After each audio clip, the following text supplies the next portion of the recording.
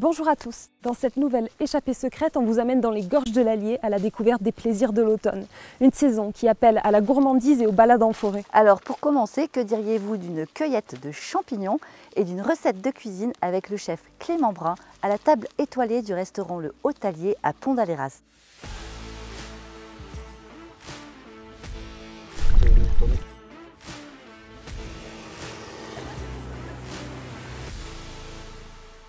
Alors du coup, est-ce qu'il y a des champignons que vous préférez cuisiner ou mettre en valeur dans vos plats? Il n'y a pas de champignons à proprement parler qu'on préfère cuisiner, ça va plus être l'opportunité de la pousse et on est content quand on voit arriver des chanterelles. Après il y a des produits phares comme le cèpe, voilà, que là par contre tout le monde attend. C'est à nous de nous adapter aux produits. Celui-là il est un peu... Là celui-là c'est une forme de...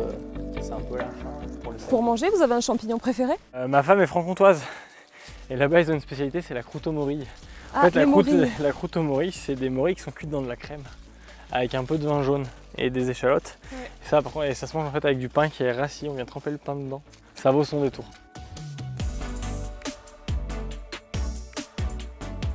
Clément, quelle recette avez-vous choisi de nous montrer? Alors aujourd'hui, on va donc faire une recette à base d'huîtres et de cèpe qu'on va travailler en meurette, condiment cacahuète pour rehausser un petit peu l'ensemble. Donc une belle alliance terre-mer. Exactement.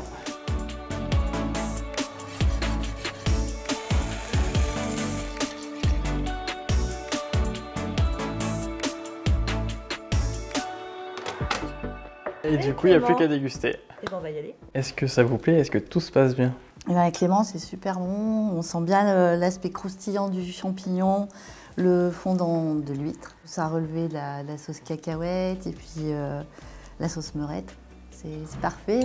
Merci beaucoup, Clément. Si vous avez envie d'essayer à votre tour, le chef Clément nous a dévoilé toute sa recette qu'on retrouve sur notre site internet. Après la pause gourmande vient le temps d'une balade digestive. Nous sommes maintenant au pays de Kerpradel avec son étonnant lac du Boucher, un lac de cratère qui l'automne prend des couleurs et des allures de paysages canadiens. Le lac du Boucher est un lac riche d'histoire et de légendes que nous allons découvrir avec Marilyn Avon, guide conférencière au Pays d'Art et d'Histoire du Haut-Allier. Marilyn, quels sont les secrets du lac du Boucher? Il y a plusieurs légendes autour du lac. C'est vrai que ce lieu, quand tu l'observes, c'est propice à un peu à la fabulation et aux histoires. C'est l'histoire de la Croix de la Chèvre. Avant le lac, il y avait un village. Et ce village a connu la présence d'un mendiant qui venait quémander du pain. Peu de personnes l'ont reçu, on l'a même plutôt chassé. Il va tomber sur une vieille maison, une vieille dame qui lui offre son pain qu'elle venait de faire cuire. Ce mendiant, c'était le seigneur. Et ce seigneur va lui dire « Tu es la seule à m'avoir accueilli et je te propose, si tu en es d'accord, de quitter ces lieux et surtout de ne pas te retourner. » Sauf que la curiosité va être la plus forte. Et quand elle se retourne, ce qu'elle constate, c'est que le village a été englouti et que la dernière maison qui subsistait, c'était la sienne, qui va aussi également être engloutie. Elle va être pétrifiée sur place, transformée en statue de sel, la chèvre également. Quand on se balade en fait et qu'on fait le tour du lac, on a une fameuse croix qu'on appelle la croix de la chèvre, où tu as la tête de la chèvre qui est sculptée sur la croix.